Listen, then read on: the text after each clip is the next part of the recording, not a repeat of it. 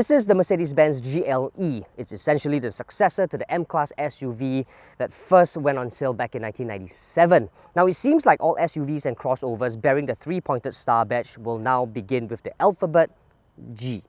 Why G? Well, it bears homage to Geländewagen, or better known to you and me as the G-Class or the G-Wagon. Now, the last alphabet E denotes its relationship to its relative in the Mercedes-Benz lineup, in this case, the E-Class. So, for instance, if you see a GLC, it'll be related to the C-Class, and of course the GLS to the S-Class. Now, enough said about brand and history lessons. Let's talk a bit about how the GLE450 test car looks. It comes with a side step right here, roof rails, and bigger than life 20-inch tires right here. But I think where the car really exudes power and presence is all in the front. This up-front octagonal grille that you see here, the metal cladding, as well as the two bumps on the bonnet Mercedes-Benz called power domes. Now, all these add up to give the car a lot of aggression and presence on the road, but I think is good only for one thing, and that is to scare off slower moving vehicles on the highway when you're behind them. The Mercedes-Benz GLE mild hybrid is priced at $371,888. The 3-litre turbocharged engine produces 362 brake horsepower and 500 Nm of torque. The 9-speed automatic transmission brings the GLE from 0 to 100 km/h in just 5.7 seconds. For more details on the GLE or any other car, head on to sgCarMart.com to help you make the smart choice on your next car. Now, the Mercedes-Benz GLE isn't all form without function. Open the boot with a swing of my right foot, and you'll be faced with a rather mediocre looking space here. But that's because this is in 7-seat configuration. Now, if I knock seats 6 and 7 down, which falls flat, you get up to 855 litres worth of boot space. But first, let's see if it passes the Auntie's Trolley's length test.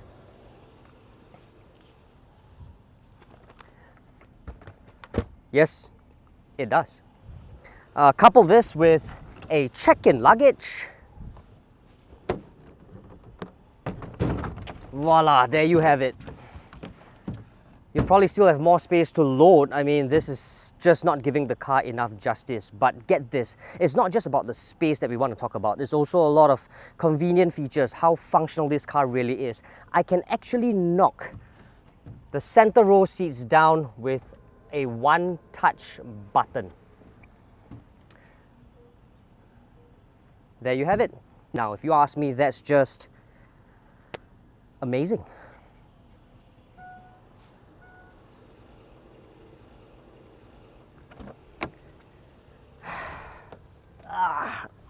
There we go. Well, it feels very comfortable. I think space is definitely the royal order for the day here. It's also a lot has got to do with the fact that the entire wheelbase has been increased by 80 millimeters, and 69 millimeters goes to the rear legroom itself. So it's a lot of legroom, and mind you, the front seat here, driver's seat, has been adjusted to John's sitting position. So the rear would actually get lesser legroom, but in my case, obviously, well, I'm still very comfortable. But for those who want more, you can still adjust. Adjusting this would just allow me to even sit cross-legged here. Perfect. Elsewhere, everything feels very good to the touch, very lush, very plush. I mean, I like this whole beige color, though I suspect that it will get dirty really quickly, but I mean, that's besides the point. This gives you more room. Okay, cool. So with this, I can actually put my phone inside here. There are some cubby holes here. Looking at this whole setup right here just makes you feel like you can actually be driven in one instead of driving one, because it just feels very comfortable and very luxurious, very plush, and I kind of like how this whole thing is. And I suspect it also has got a lot to do with the fact that it comes with this dual aircon vents, which is perfect for our crazy climate. You have USB-C extra ports here. Can you bring this? Oh, you can actually bring this down as well. Cool. Okay, so you can slot your phone in right here. Elsewhere, door panels feel really solid to the touch, buttons feel good to the touch as well. Windows go all the way down, and get this, you actually get Burmeister speakers as well. I don't really know what that means, probably suitable for the audiophiles. All I can say is, I could really get used to this, man. Whew. To the back. Now it's quite smart, this GLE. You could actually tell that the engineers really did give in some thought when doing up this car. You can actually fold the second row seats with a touch of a button from here. This makes getting into the third row that much more convenient and easy. Getting in for me like this, easy peasy. When I'm in, all I have to do is put the seats down by depressing the same button.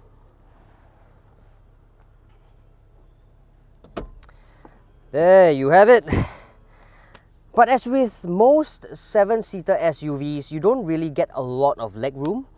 So I suspect it's best left for children and not for adults. I sit relatively upright as well. The good thing is, Mercedes-Benz did think about the rear passengers, because you still get 2 cup holders here, 2 USB-C ports.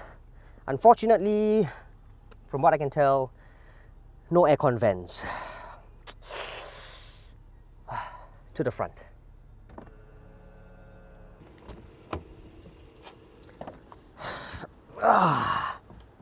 Wow. Now there's a lot of things going on in my head right now, but I think the first thing that really summarizes this whole cabin up front in the driver's seat is just tech savvy. I mean, I'm faced with two 12.3-inch screen here. Well, in theory, that adds up to what, 24.6-inch screen. It's ridiculous. Everything that you can access would just be via this screen, I suspect. I mean, suddenly everything else doesn't matter, because this just really got my attention. I mean, the multifunctional steering doesn't matter, this touchpad doesn't matter, the good materials, comfortable seats, everything suddenly doesn't matter, because it's just highly appealing right here. And I can easily access all of this via this button, this square button right here. It doesn't really give you haptic feedback, but it's sort of like a touch sensitive button. I can access my telephone, the car trip, navigation, radio, so and so forth. This right here is also touch screen, but if you don't want to get fingerprints on your lovely screen, you can of course access it via this touchpad right here, which it's kind of difficult to use. I mean, you kind of feel that you can get through the wrong menu very easily. So I wouldn't really say it's the best in its class, but I'll tell you this is definitely the nicest infotainment system in its class, or in any other classes for that matter. Very clean, very neat, very little buttons around here. You have driving modes here, the volume button is here. You can actually have this open up. You'll see two, oh, it's cold. Oh, right, okay, so you have 2 cup holders here. It's cold because there's a button right here that you can choose. You either warm your drinks or you can cool your drinks down. Now that's really, really cool. You have more USB ports, wireless charging for your phone right here. I don't know, it just feels like it's just so much happening in this car, so much. There's so many functions, so many details, but it doesn't come across as overwhelming. I think the only thing that's overwhelming, and in a good way, is this screen right here. It's just highly appealing, it's very desirable, and just, I genuinely love the cabin. Only thing is, will it drive as good as it looks? It's one way to find out.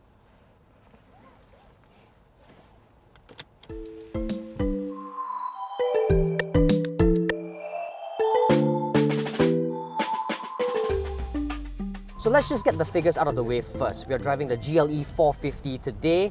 It's equipped with a 3-litre straight-six engine that's electrified by a 48-volt mild hybrid system. So it pumps out some 365 brake horsepower and a whooping 500 Newton meters of torque. Now if I add the 48-volt mild hybrid system in, it gives you short boost over short periods of time by further extending your torque and your brake horsepower from 250 Newton meters and 20 brake horsepower.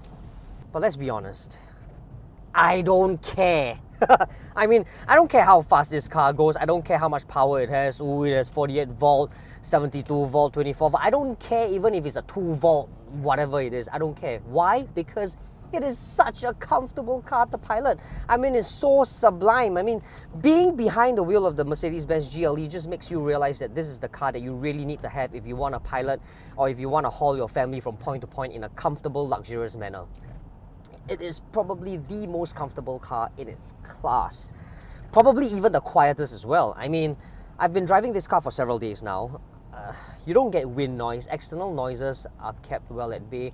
You probably get a little bit of road noise, but that also highly depends on the sort of roads that you're piloting on, right? But get this, it is generally such a comfortable car that going over bumps and ruts just sends little or no vibrations back into the cabin.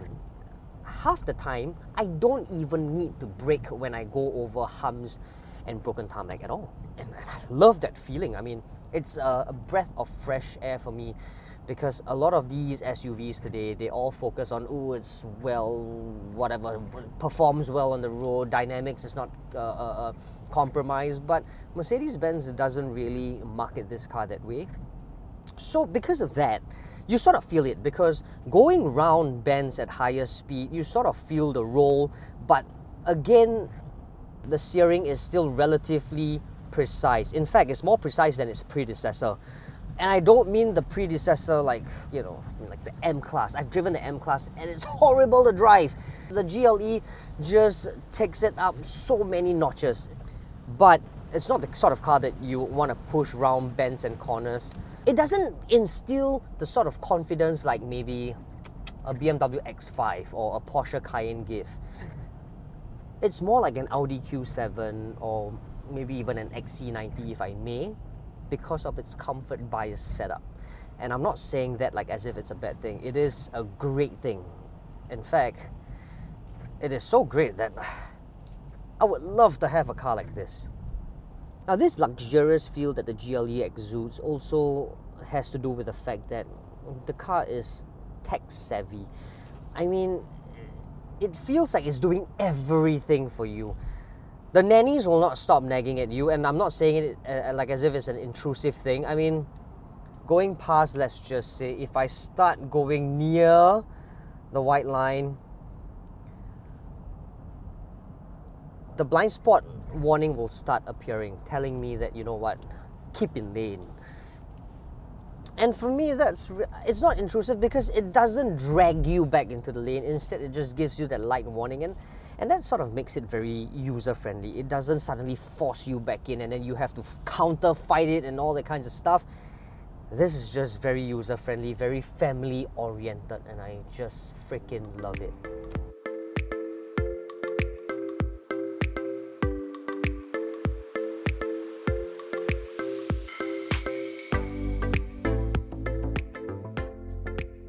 So here's the big question. Will buy, won't buy, or go try the Mercedes-Benz GLE? I'm sort of in between, but if I had to choose one, my answer would be go try.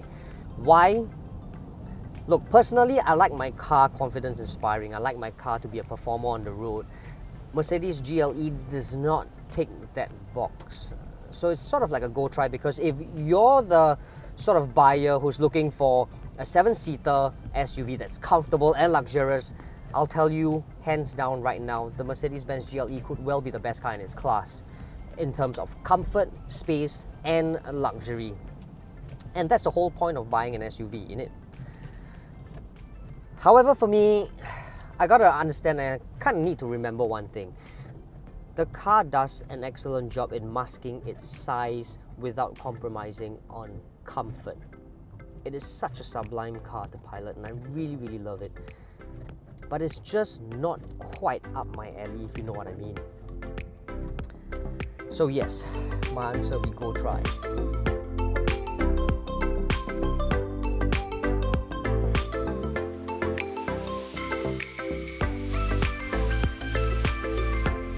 So there you have it, guys. That's the review of the Mercedes-Benz GLE. I hope you've enjoyed watching it as much as I've driven it. What a car, really.